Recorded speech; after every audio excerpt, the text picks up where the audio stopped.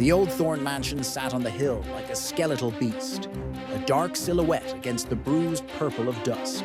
Ivy, thick as a man's arm, choked the light from its stone walls, and gnarled, skeletal trees clawed at the sky, their branches like twisted fingers reaching for the dying light. For years, the mansion had been a local legend, a place of whispers and warnings, sealed off from the world by a high, rust-eaten iron fence. They said the place was cursed, that time itself had soured within its walls. As a journalist, I had heard 100 such stories, but this one felt different. It was a story that demanded more than just a passing mention in the local paper. It was a story that needed to be seen, to be felt. The weight of its silence pulled me in. The siren's call I was powerless to resist. With a grunt, I hauled myself over the cold, unyielding iron of the fence, my boots sinking into the damp, overgrown lawn. The air inside the perimeter was heavy, still, and smelled of decay and forgotten rain.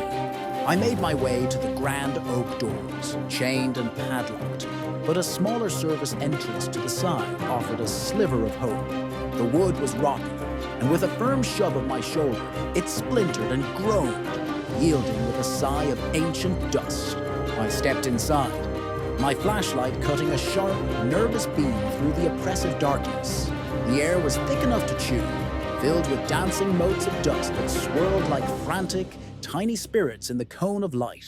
Every surface was draped in a shroud of white linen, ghostly figures in an eternal, silent vigil. My footsteps echoed unnaturally in the cavernous space, each one a desecration of the profound quiet. That's when I heard it. A sound so out of place it sent a shiver down my spine. Faint, distant, but unmistakable. The sound of children's laughter. It was a joyful, innocent sound, yet it felt deeply, fundamentally wrong in this dead place.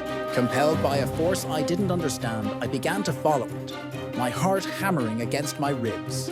My light swept across a long hallway lined with grandfather clocks, and I froze. The hands on every single one were spinning, not forward, but backward, their frantic, silent ticking a counter-rhythm to my own pulse. The laughter grew louder, drawing me toward a cavernous ballroom. For a fleeting, impossible moment, the room was no longer decaying. It was filled with light and life. Ghostly apparitions of children in old-fashioned clothing chased each other across the polished floor, their translucent forms shimmering in a light that wasn't there. Then, as quickly as they had appeared, they faded, their laughter dissolving into the suffocating silence. A sudden chilling cold washed over me, a cold that seeped into my bones. I caught my reflection in a grimy, gilt-edged mirror on the wall and gasped. The face staring back wasn't my own. Not entirely. New lines were etched around my eyes, and my hair, once dark, was now shot through with streaks of gray. A wave of pure, unadulterated panic seized me. I had to get out. I turned and sprinted back the way I came, my lungs burning, my mind screaming. I saw the splintered service door, my only way out, and threw myself toward it.